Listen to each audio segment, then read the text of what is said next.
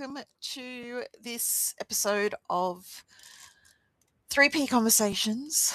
My existential crisis around the name aside, I think today I'm going to focus on this balance between desire and duty and keeping our promises and authenticity and alignment and autonomy and a whole bunch of things that have been coming up for me in the last 5 minutes as I contemplated whether I press play and try and navigate family life and what's going on there.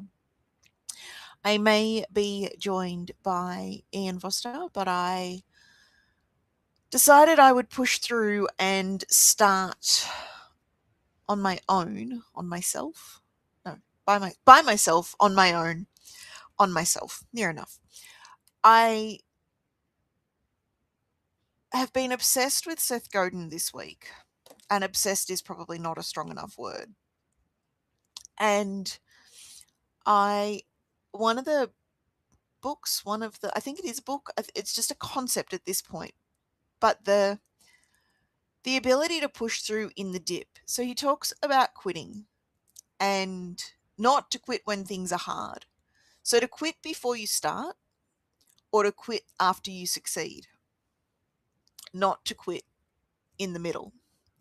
And that's where most of us are inclined to quit. That's where I'm inclined to quit. It's when it gets hard, when it gets boring, when it gets anything other than delightful and dopamine inducing. And that tension of pushing through is an interesting space. It's where we love hearing the stories about others, is in the tensions that they overcome, in the difficulties that they overcome, in the moments where it was hard and they showed up anyway. But that's not necessarily the stories that we're writing for ourselves. We're consumed by words like autonomy and authenticity, and they're not necessarily serving us. One of our teens started TAFE last week. We have TAFE again today. We did a complete week last week. And there is a strong I don't want to vibe. And navigating that is an interesting journey. And one of the things they said to me last week, I'm recording podcast. What was that? Clothes aren't in the dryer. Towels were in the dryer. I don't know. Patrick probably put them in a basket somewhere. Apologies, life, despite having said I was recording. One of the things they said to me last week was, can I exercise my autonomy? And it's this really interesting balance where I was like, no, you can't exercise your autonomy. We've made a commitment. We're going to follow through. And it started to have me challenge for myself, where am I exercising my autonomy to choose not to when I could be pushing through? And I'm finding this fascinating, this navigating through. I made a commitment. I said that I would, and now I don't feel like it. Can I bail? And that's me exercising autonomy. But is it? Is that me buying into fears? Is that me buying into inadequacies? Is that me buying into a whole number of things? And so where do we draw the line between I made a commitment and I want to be able to choose in the moment? And I don't know that I know the answer to that. What I do know is that I've shown up this morning. I've highly encouraged the teenager to get up and get a shower. They're looking for clothes, which is what's happening, which is progress. And then what Seth Godin is bringing in is you make the decision and make the decision looking at the long term, looking at the dip, looking at this will get hard, looking at the obstacles you'll face. And if you can look at all of the obstacles that you will face and you still choose to say yes, well, then you've got the obligation to overcome the obstacle. But where we make the decision based on the high, where we make the decision based on the joy and the delight and the anticipation, that's where we're not going to have the, I want any other word than discipline, but that's all my brain will give me, the discipline to overcome the obstacles. And so this sense of autonomy can't be in the moment when things are hard. The sense of autonomy is in the moment where the decision was made, where the commitment was made, and then we follow through. But there's also got to be a space where we can bail. And I don't know where that space is, but that space of, it's going to come down to the criteria we use to make the decision in the beginning. So if we make the decision in the beginning of, I'm going to do this while it's fun, then when it stops being fun, we bail. If we make the decision in the beginning of, I'm going to do this to get to the result or to get to the other side, we can be chickens. We're all pigeons. But if we're chickens aiming to get to the other side, then it can't be when we don't want to that we bail. So if we want the life of independence, and that's where I keep coming back to for the teenager with TAFE, we want the life of independence, then we need to do the things to create that. And that's what the TAFE certificate is aimed to do, is to get a qualification to be able to get employed, to be able to become independent. That's the destination that we're aiming for. Are you pausing to listen to me, or do you want to come join the conversation? You're just listening? You can come join the conversation. I reckon you'd have some insights on when is autonomy okay to suppress and ignore. I'm also barely awake. Yeah, that's okay. Me too. So when we're making our initial decisions, when we're making our commitments, we do that from a place of autonomy. And potentially from a place of authenticity, but I don't know what authenticity means. So we need to define authenticity. And the way Seth seems to speak, I love that I've just become so familiar with him. He's now just Seth. Seth Godin, the way he speaks, and he has no idea who I am. It's just my familiarity. The way he speaks about authenticity is making decisions based on emotions in the moment. And I'm not sure that that is my typical definition of authenticity.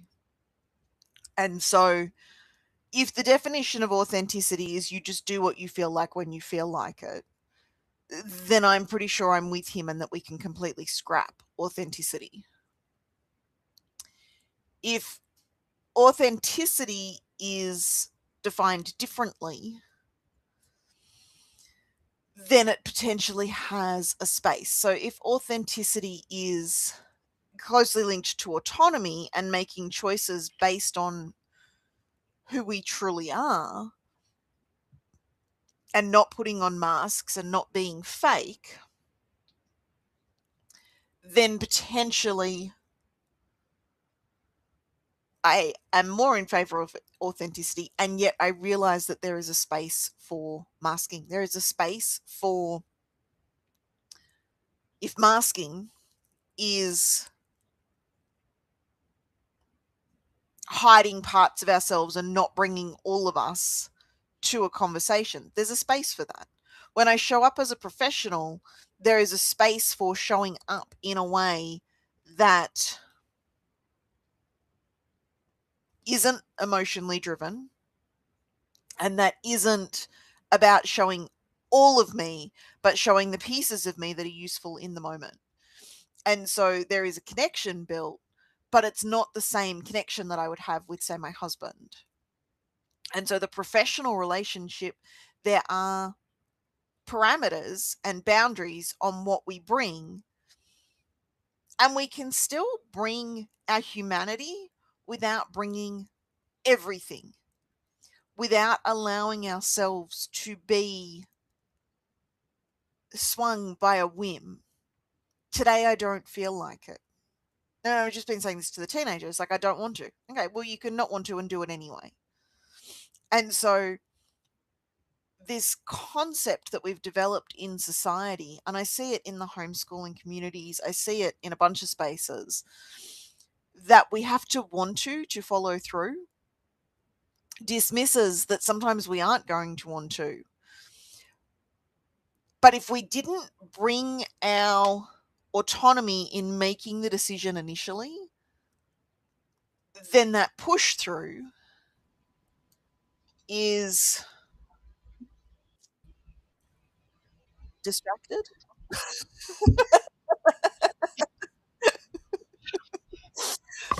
Welcome, Ian. I am musing on when is it okay to sacrifice our autonomy to follow through on a commitment that we made? Jesus. Welcome to the deep end. And I've been musing for about 15 Yeah. minutes, so I'll give you a moment to catch up. Sacrifice. Well, and first I realize our background is a total mess, and That's a good. my virtual background is not letting me do it. So whatever. That's all right because we are professionals. Is that what we say here? We are professionals. It's all good. I'm delighted to have Yeah. you join me. It Sacrifice our autonomy, and in order to follow through with a commitment. so we've made a commitment. Mm-hmm. So I've been using the teenager as an example. The teenager's enrolled in TAFE. TAFE is 18 weeks, or now Mm-hmm. 17 weeks left, and TAFE is on Tuesdays. Today is Tuesday in the future because I know it's still Monday there for you. Page is on. Oh, so that actually okay. So we didn't know. Side note that the tape was just 1 day a week. No, it's 3. So it's Oh, Tuesdays, it's 3. Wednesdays, Thursdays. Yeah. Okay, okay. Well, still okay. Well, then the length of the program makes a It little makes a more little sense. bit more sense. Not okay. It's still considered to be full time. That's a whole other conversation of what defines full I time. don't know. People now they don't know what full time is. Because 3 days a Okay. week, 9 till 3, does not constitute full time in my world. Oh, But so that's yeah. the teenager So the teenager. The teenager has Mhm, said yes to TAFE. It is an aligned mhm. decision. It moves them in the direction of independence and freedom and having qualifications to make them more employable. But it's Yes. now 6 a.m. on a Tuesday morning and you've got to get out of bed and shower, and I don't want to. Mm, And I'm like, okay. where do we push back? Again, it's far easier to use the teenager. We'll use me as an example in a minute. But where do we push back on the I don't want to versus the well, I made a commitment, and the commitment was made from a place of autonomy, and the commitment was made from a place of authenticity, and the commitment was made from a space of this is moving me in the direction of my dreams. But it's 6 a.m. on a Tuesday morning and it's 3 degrees outside and I don't want to get up and have a shower. Where do we sacrifice autonomy in the moment to meet the autonomy of the big picture? And as far as I'm concerned, it's you get up on Tuesday morning and you have the shower and you go to TAFE. Then, of course, we get to apply it to me. And where do we apply the, but I don't want to do a podcast this morning and no one watches it and who cares? And I've got way better stories than that teenager does as to why I shouldn't have to get up and do a podcast this morning. You could have told us to fuck off. You don't want to do it today. We would have been like, that's okay. We have other stuff too. Yeah, and that's the thing though, is that I could have said no. And at the moment I was talking about the dip, which is a concept by Seth Godin, but I'm in the dip and it's sucky and it's hard and Mhm, I'm not seeing the results and I don't wanna, mhm. except that I made a commitment to do it. And what Seth Godin was talking about was that you don't quit in the hard. So you either quit before you start or you quit when you succeed. And if you quit in the hard, that's letting yourself down. But he also says that authenticity is bullshit. And so there's this Oh, interesting. oh dear. Well, I'm trying to work out his definition of authenticity. Because everything, as you know, comes back to, well, what's the definition that we're using? Right. And as far as I can gather, his definition of authenticity is sharing every feeling and making decisions based on your feelings, not facts. Now, Uh, I'm not inclined to think that that's bullshit and it doesn't exist, but I am inclined to think that that's a poor business strategy. and I mean, it's certainly not how we would define authenticity. It's not how I would define authenticity either, which is part of my struggle with it, is that I need to get clearer on, well, what's his definition of authenticity, which I haven't heard a clean. Like, no one's asked, what does authenticity mean to you? They're also rattled by the authenticity is bullshit and we should stop trying to be authentic in our business. And they're all like, but I like being authentic. And there's a defensiveness, and no one has paused to ask, Yeah. how are we defining authenticity? Based on the way that he speaks about it, though, it is authenticity is making decisions based on emotions in the moment and sharing every feeling. Now, there's a space, like as a lawyer, your client comes in, you don't say, you know what, I'm having a bad day, I don't want to deal with you today. Like, that's Don't not. I know? Well, I'm No, reasonably I don't say confident that out that you loud. don't. I don't say it out loud and not in that way.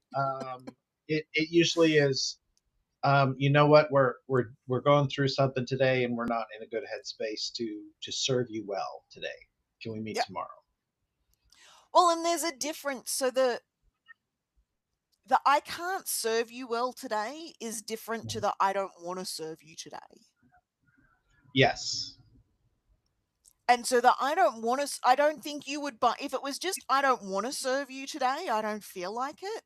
I'm fairly confident that you would push through and pass that and go, well, this is what I'm being paid for. I'm going to show up.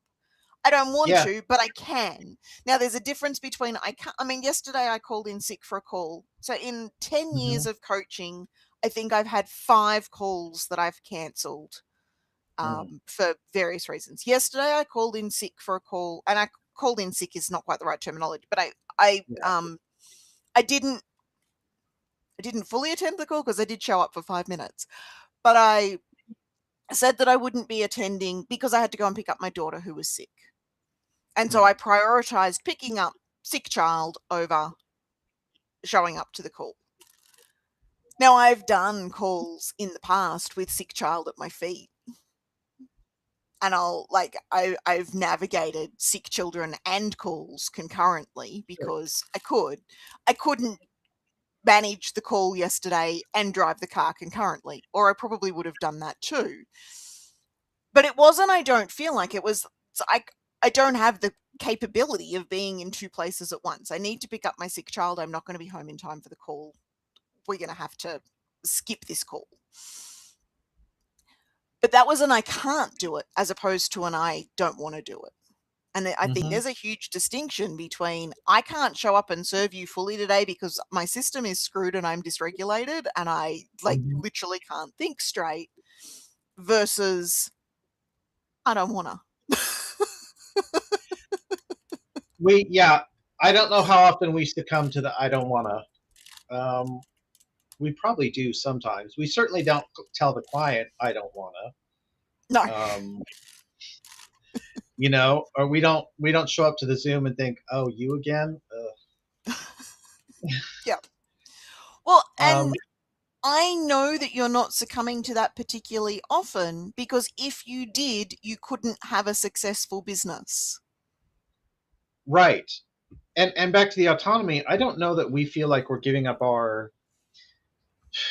So if we don't wanna fill in the blank Yep. at this moment in time, and yet doing fill in the blank is the aligned action that furthers our values and goals, Is that giving up autonomy? we don't feel like that's giving up autonomy because that's the whole thing of this action is already aligned with our values and goals. and Yep. it may or may not have involved in a commitment, but we made the choice to put ourselves in that situation, and that was the exercise of our autonomy. And when we made the choice to do that, we knew there was a chance we might show up and just not feel like it that day, because sometimes you don't. And I think that that's the piece. When we make the decision, I spoke about this before you jumped on, but when we make the decision knowing that there are going to be moments that we're not going to want to, Mm-hmm. and that we're going to make ourselves do it anyway in those moments, that's where our autonomy. But when we make the decision, and this is what so many people do, it's like, oh, look, this new shiny thing looks amazing, I'm going to do this. And we don't necessarily think through. That's where we end up feeling like we're giving up on autonomy, because we didn't make the Yeah. decision from a place of autonomy and a place of completeness in the beginning. Yes. But if you're starting a business, if you're enrolling in a TAFE course, if you're having children, if you're doing any Do people right, still do that? Have children? taking in bonus teenagers. Now that was a decision I made knowing it would get hard. It Yes, yeah, wasn't a that was decision. an exercise of autonomy, and you had to have known there were going to be shitty days, Oh, which is not absolutely. nothing against the bonus teenager. That's just No, it's life. got nothing to do with the bonus teenager. It's just the way life rolls, is that some Mhm. days it's going to get hard. And whether we're doing that in parenting, whether we're doing writing a book, there are days where you're going to not Mhm. want to, writing a blog. And so what are we committing to from that place of autonomy? And where I think people hit the, but I don't want to, is where they haven't thought through that it's going to get hard. Mhm. And that's generally that first adventure in that realm. So if I was to write a book again now, I know what that looks like. And they say that Right. the second book is always harder than the first, because the first book, you're like, oh, I don't know whether I can do this. And there's some doubts and there's some fears. Once you actually write your first book, you know exactly what that journey looks like. And it's way worse than you imagine when you haven't written a book. In the same way that parenting, the advice that my teenagers can give me on parenting right now, never having been a parent, is very interesting. It's like, well, when I'm a parent, I'm like, yeah, well, we'll see how that rides out for you. Like, it's really easy to see the thing and to have opinions on the thing before you've done the thing. And so when you Yeah. make that decision the second time, like, it's all good when you have the first kid and you're like, it can't be that bad. What are they talking about? When you go back Right. to have the second kid, that's when you know what you're getting into, and the third and the fourth and then the fifth. Like, you just, some of us don't learn. Right. Yeah. Now, I got snipped after number 2, uh, just so that even if I was tempted to in the future. I'll see, my husband got snipped after number 4. I still managed to bring in number You 5. still managed. Yeah. Mhm. And at teenager, like, bringing in a teenager, like, the newborn, you at least get to shape and condition, and they conform to your will at least for a little while. Yeah, but the teenagers come with somebody else's software uploaded. Yep. Mhm. Which does have its benefits, it also has its disadvantages. Like, there's pros and cons with Yeah. all that. The showing up anyway is this interesting space that I'm playing with. And part of what prompted, I mean, I've been thinking about a dozen things over the last day as I was thinking about what I'd show up and talk about, but also in the homeschooling group. And it brings the other point that I wanted to speak about this morning, and that is that we can't always be on the same page with everyone else. So in the homeschooling group, there was a Mm. post from a woman who was clearly frazzled, and it Mhm. wasn't quite as direct as this, but the essence of the post was, how do I convince my husband to see the world the same way I do? Oh my god. Um, Oh. how do I'm trying to think what the exact question was, but the essence of it was, and we're doing it all the time. It's like, how do I help my Mhm. husband see that he should help me in my business? How do I help my husband see that the fork should go this way in the dishwasher? How do I help my husband? Like, all of it is, how do I help this person see my world this way? And the reality is we can't. Either they will or they won't, and that's not in our control. And I imagine that she's already tried sharing the information, presenting the information in a number of different ways. Mm-hmm. And so my question that I put back to her, and it was in the homeschooling group, I don't know how well it'll be received because it was a very coaching themed question. But Sure. my question back was, how do you operate knowing that you'll never be on the same page? Like, let's just collapse that you could ever be on the same page. This is your ex-husband. So with an actual husband, you've got some chance because there's still some level of commitment, there's some level of good faith, and you're still in the marriage Mm-hmm. together. Once you've progressed to ex-husband, that ability to actually have the conversation in good faith has decreased quite considerably for most. There are some exceptions where Yeah, I um, know couples that have got along way better after, but yes, certainly for there are most. Yeah. exceptions. Mm-hmm. I'm guessing this is not one of those cases, and because the Yeah. question wouldn't have arisen in the group were that the Mm-hmm. case. If they were getting along well and navigating things well, she's not Yeah. coming to the Facebook group to complain. Yeah. But this need for other people to see it our way for us to be able to operate effectively.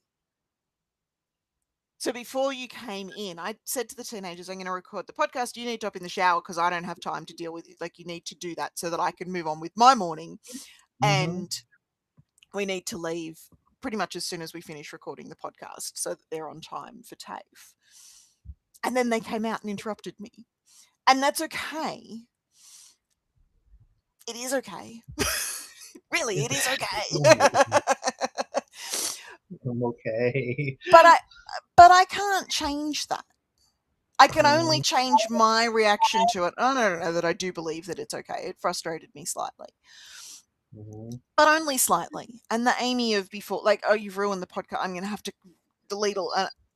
It's just going to stay there because I'm human. I live in a human world, and there are going to be things like that. And we're already live streaming to YouTube, which I find is actually way easier than recording and editing. If I just live stream, because if I start recording and editing, then all of the shoulds get in my way, and all of the perfectionism strategies, and all of the this is what I'm looking for. When I just show up and do it anyway and allow it to be what it is. Now I'm going to try and show up professionally. I'm not going to show up like the conversation in my head at 4 a.m. this morning that I was playing through as a potential for the podcast. That conversation's never getting aired. Like, it just, that's not happening because it wasn't appropriate. I was in a self-pity party, and it's not helpful to anybody, including myself, to air that publicly. And so we don't. But when we show up, and the phrase my husband used, I show up with as much enthusiasm as I can muster. And some days that's not very much enthusiasm from my husband, depending on what it is that he's being asked to participate in. But it is that follow through of, I made a decision that was aligned and I thought it through. And it's the same for the teenager with TAFE. There's going to be hard mornings. There's going to be days that you don't want to go to TAFE, and I'm going to make you go anyway because I'm mean Amy. Or mean not mum. The bonus teenagers started calling me not mum, which is... Oh my. Which sounds really awful, but it's actually really quite endearing. It's like... there's this desire to sort of progress to something a little bit more connected, but I'm not mum, and I don't want to be mum. Like, that's not what I'm aiming for.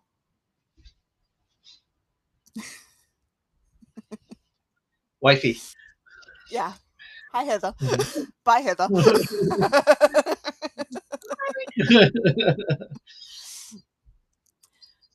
But there are those moments where we've made the commitments, and if we make the commitment, and this goes back to, like, what's a good decision-making strategy? How do you know whether it's right to say yes or not? And it's not, does it feel good? Because it's easy to say yes if it feels good. It's, depending on what it is. Like, should I eat the chocolate ice cream? Depending on my goals. Now, I struggle with being underweight, so eating the ice cream is moving me towards being of healthy weight. So the ice, like, does it feel good? Is it good for me? Sure, I can eat the ice cream. It's not a particularly big decision. Should I write a new book? Are you willing? Interested. I disassociated just then. Am I willing? Now let's go with are you?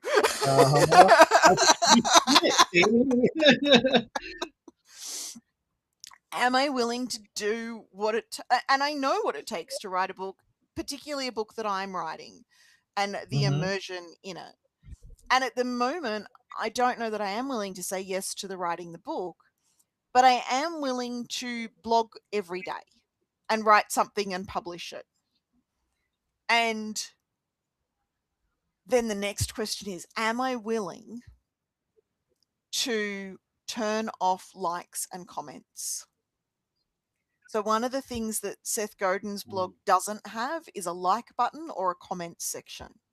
The only thing it has is the ability to share the post with others.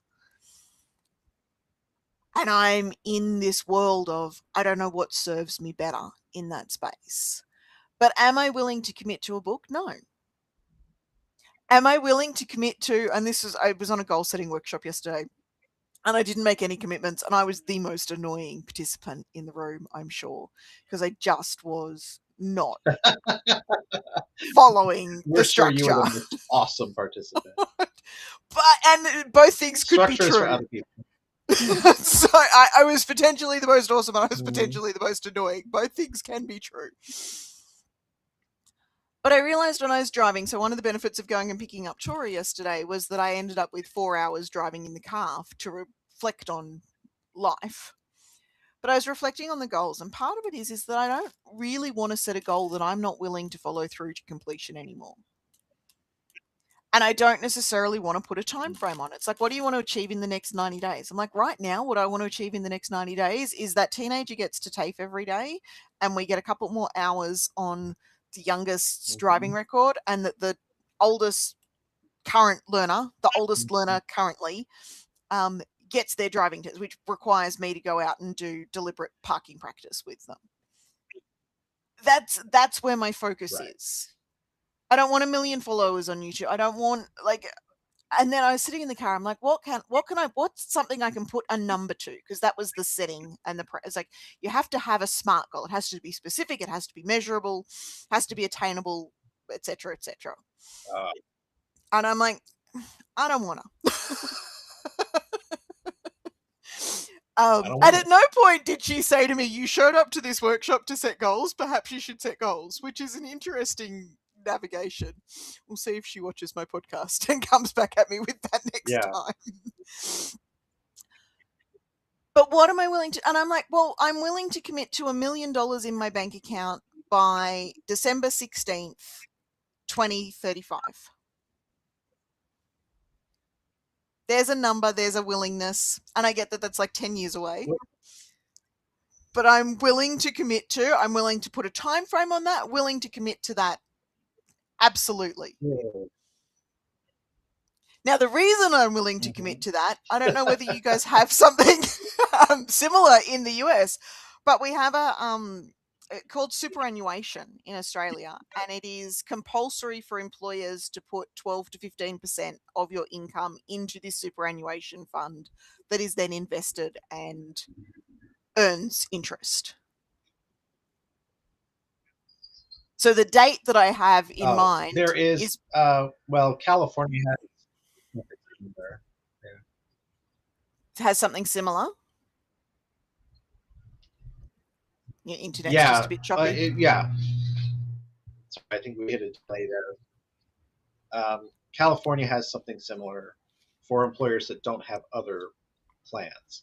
But so your date must coincide with how that works. Yeah, so my date is my husband's 65th birthday, which is the day he can access his superannuation fund. And so on that date, his super will roll into our bank account, depending on how we navigate it. There's a couple of different stuff in it. But that's a really easy win. Right. And I went into ChatGPT because do my maths homework is a good use of AI. And tell me how much extra do we need to contribute to the super fund to get that $1 million in the bank account? And the answer was minus $183. I'm like, great. So I don't even need to do Yeah. anything, and that's going to come to life for No. us. Mhm.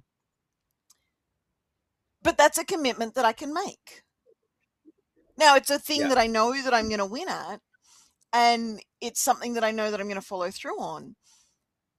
At the moment, that's the goals that I want to make. It's not the goals that Mhm. scare me. It's the goals that I know I can win. If I'm going to put a number and a date on something, I want to know that I can win. I'm not going to play a game that I'm not convinced I can win.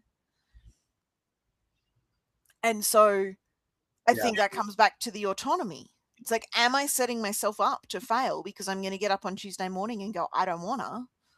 Or am I setting myself up to succeed because I'm going to get up on Tuesday and I'm going to go, I don't want to, and I'm going to do it anyway, depending on what it is. Like, what are the things that I'm willing to push myself to do even when I don't want to? And that list is very short right now, with the exception of my family. What am I going to do for my kids even when I don't want to? Pretty much anything. Like, there's, I don't know where that line is. We haven't reached that line. Yeah. Because I I think show we up for also them just no matter don't what. set. We don't set very many goals either, or expectations for that very reason. Um, I mean, especially just at this stage, being an aware system a year into it, is we have to get everybody on board. And we could set a goal for tomorrow morning, and we could wake up as somebody. In fact, this has happened over the last couple. We wake up as somebody who doesn't want to, and they don't do it. Yeah. And they're like, some other, somebody else in the system made that commitment, not me. I'm not on board with that, so I'm just not going to do it today. Yeah. My system's not as distinct as yours, but there's definitely moments where Mm-hmm. I get that rebellion between the internal parts and it's like, well, we didn't agree to this. And so there is Right. and whether you do parts work from identities, which is what the system is, it's different identities, or you do parts work from emotions, Mm-hmm. you want to check in. Am I willing to do this when I'm angry? Am I willing to do this when I'm sad? Am I willing to do this when I'm happy? Am I willing to do this when I'm afraid? Am I willing to do this when I'm excited? And a million other emotions, obviously. But years ago, I made a commitment to no longer yell in the morning. Like, there will be no yelling to get my kids to school. Full stop. Am I willing to do that when I'm happy? Absolutely. Am I willing to do that when I'm sad? Yes. Am I willing to do that when I'm Mm-hmm. angry? And now we hit the, Mm-hmm. oh.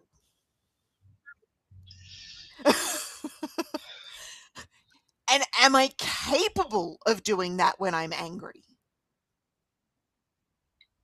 Because there's a difference between the am I willing and the am I capable.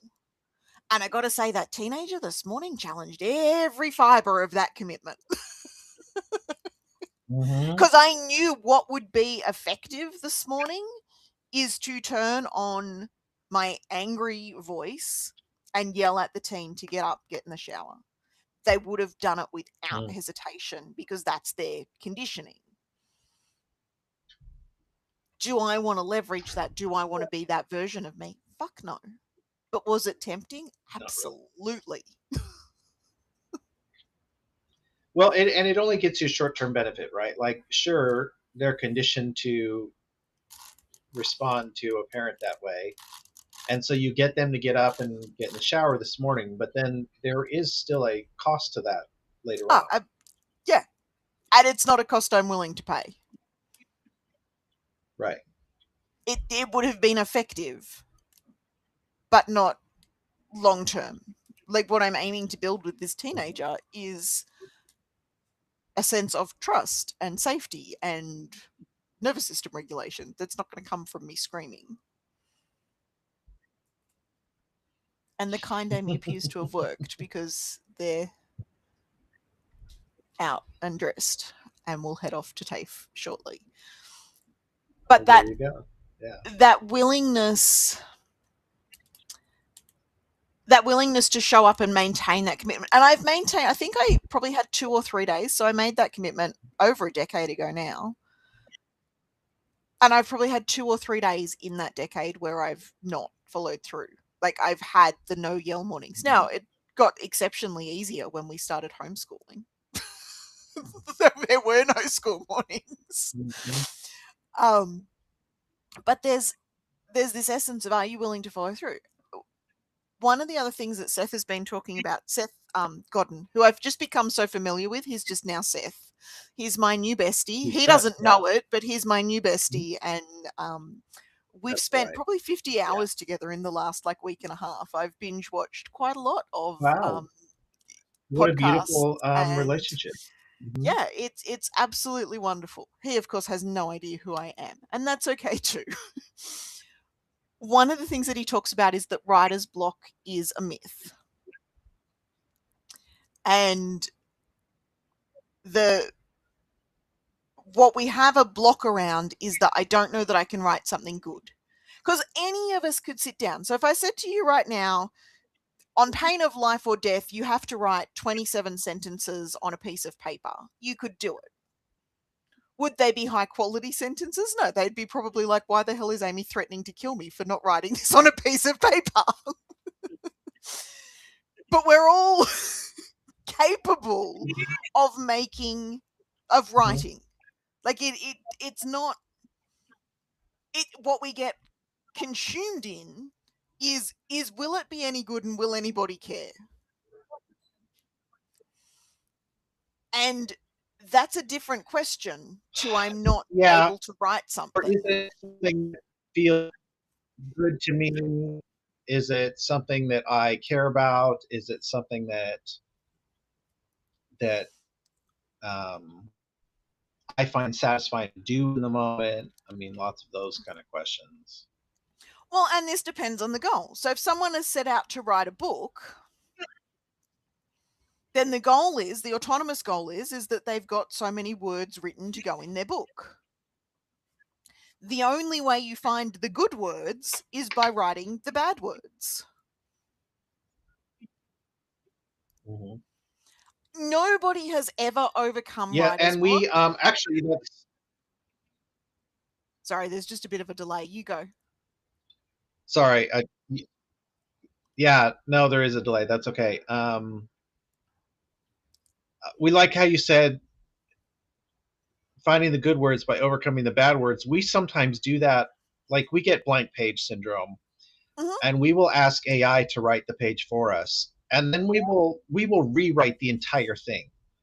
Yep. So the thing that comes out is not AI drafted; it's us drafted, but we had an easier time doing it when there were already words on the page. Absolutely.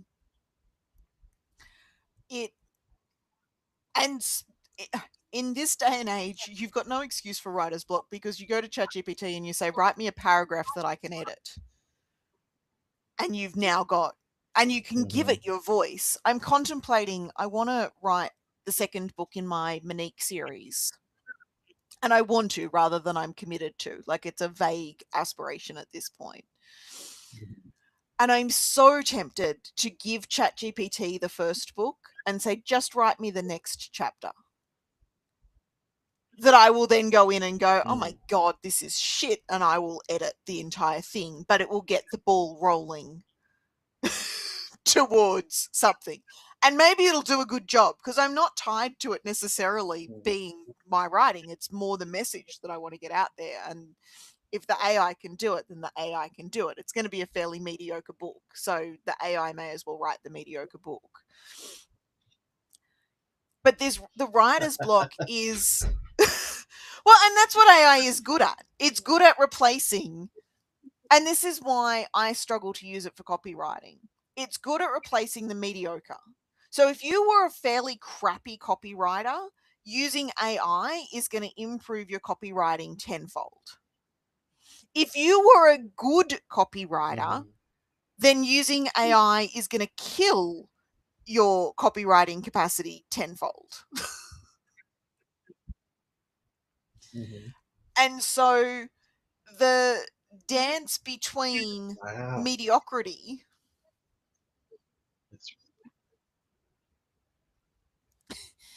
the You want to say hi?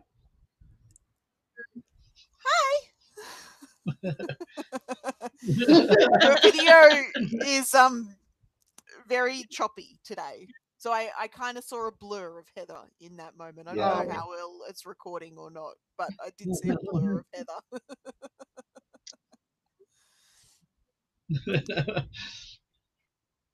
But so the blank page can be quite intimidating when we're staring at the blank page. If you've made a commitment to write, whether it's I'm going to write the copy for a web page or I'm going to write a book,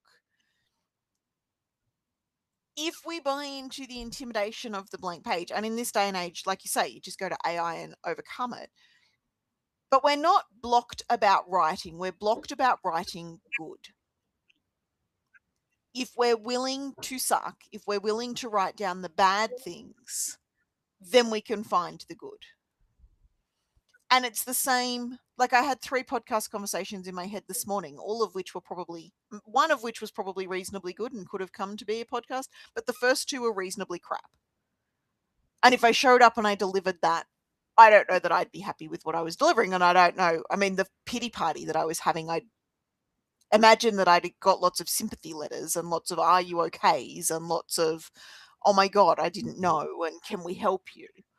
But it wouldn't have helped anybody else. It was just complete self-indulgent self-pity, which I needed to do. I just didn't need to do publicly. And so there's a difference between what we ship and what we navigate. But to overcome writer's block, you simply start writing and allow yourself to write badly. And Julia Cameron's she's got a book, The Artist's Way, and she talks about like the morning pages.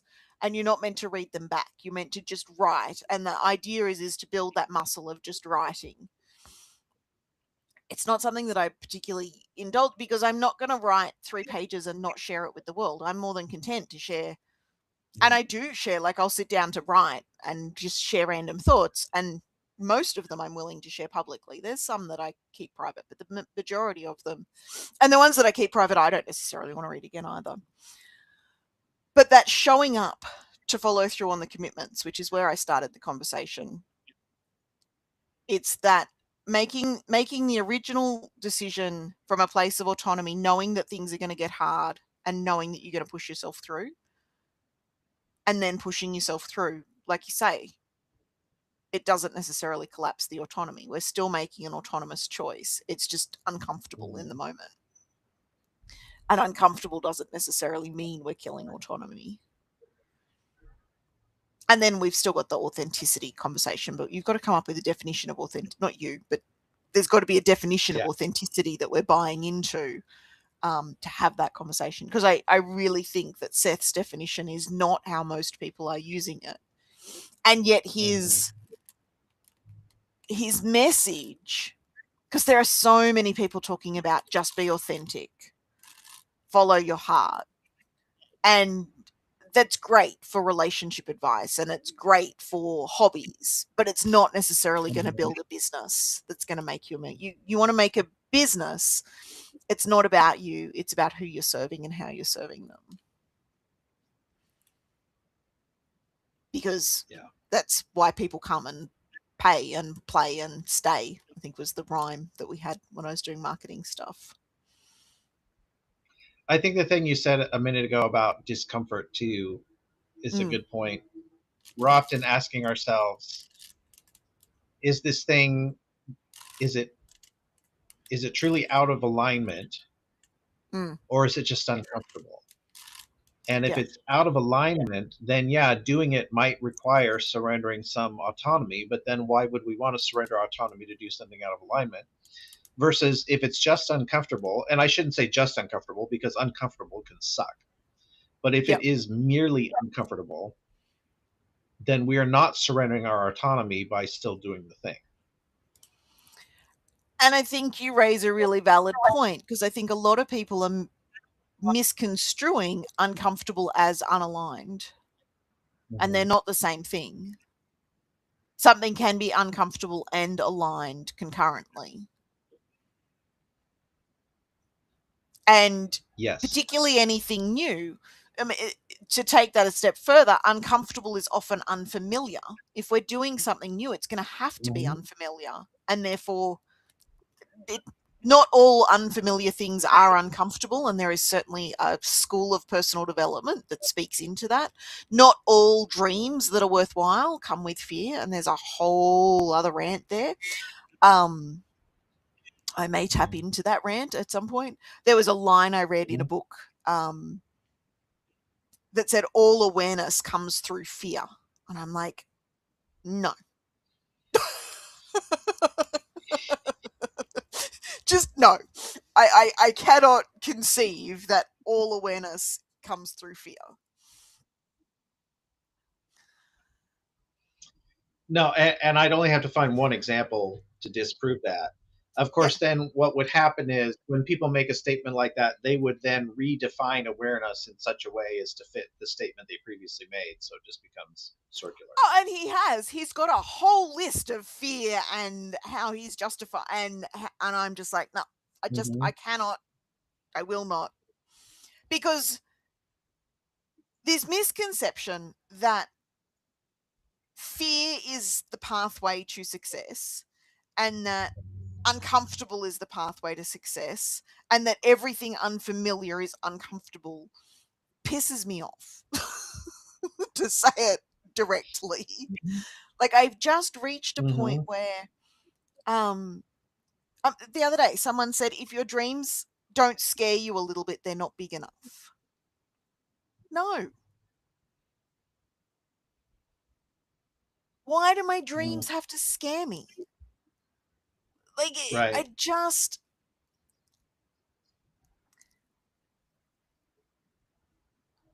it's a world I don't want to stay stuck in anymore. And there is so much fear and so much Mm-hmm. shame and so much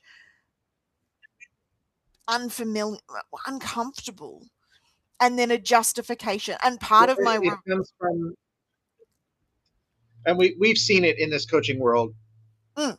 We have the whole, the coaching world often talks about we don't like the hustle culture, but the reality is that a lot of the teaching in the coaching world is about, fuck your nervous system and your safety feelings. There are things you need to do, and if you're not doing it, then something's wrong, or you haven't been taught the right thing, or you need more knowledge, or you need more classes, or you need more discipline, or you need more structure. And it's almost never that somebody says, hey, does your nervous system feel safe taking that next step today? That's just not a question that's being asked. Yeah. Are your circles starting to ask that? I noticed that my circles are starting to ask that. The circles that aren't asking that, I'm leaving.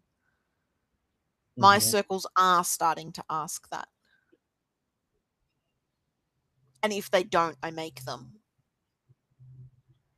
Because I Well, just, we're the ones asking it. We don't see a lot of people. We yeah, see a handful of people asking it implicitly, and then others, as soon as we ask it, they go, "Oh yeah, actually that makes sense." But yeah, we feel like sometimes we're the only ones asking yeah, that question, and then encountering interesting resistance from people, because then we can tell, and they would never phrase it this way, but their nervous system doesn't feel safe asking or answering that question about nervous system safety. yeah.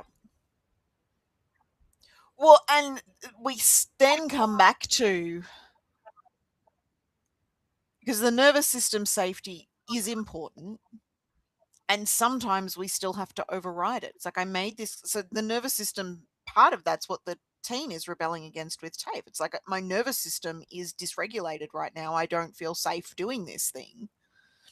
But sometimes the only way we start to feel safe doing the thing is doing the thing. And so there's a line, and I'm not saying you should always push through the dysregulation. There are times for taking that space, but there are also times for pushing through, and I don't know what that line is.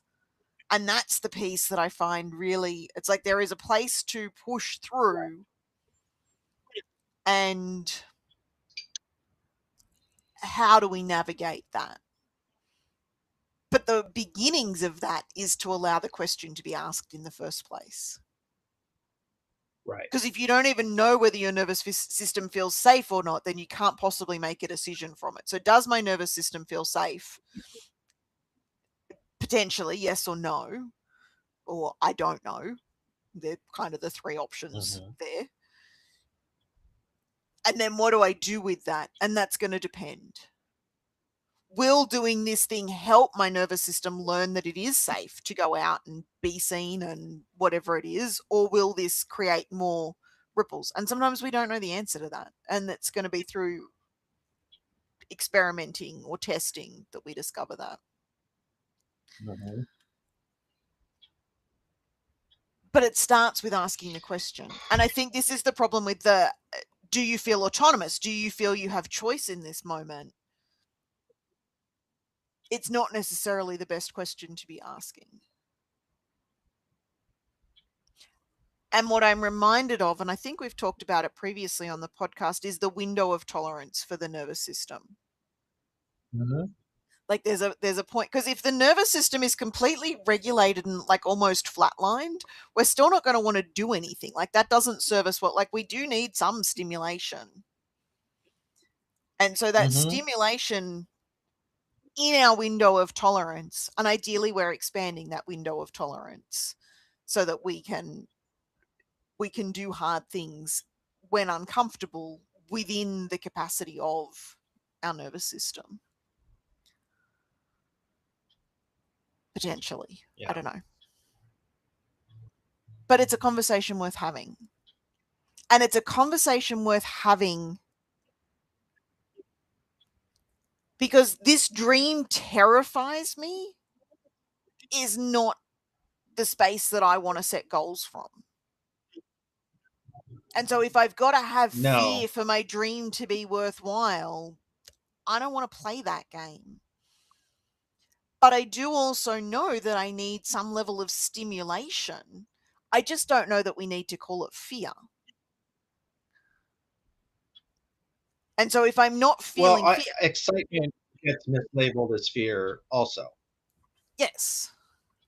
Or fear gets mislabeled as excitement. And so my dream could make me agitated thinking about how big it is, and even a little bit thinking about what are the potential monsters around the corners. But if taking the next few steps to achieve that dream are not simply scary, and because there's also fear and there's unsafe. So I can be nervous and feel scared, which is not necessarily the same thing as feeling unsafe taking the next step. So I might be, say, nervous about going to speak on something, but I don't feel unsafe doing it. Or I can just feel unsafe, and then it might manifest in a lot of different ways. And so if the dream feels unsafe, I'll never achieve it. I don't even know why I would want to achieve it. But it can be agitating because it's big, and I can still feel safe doing it.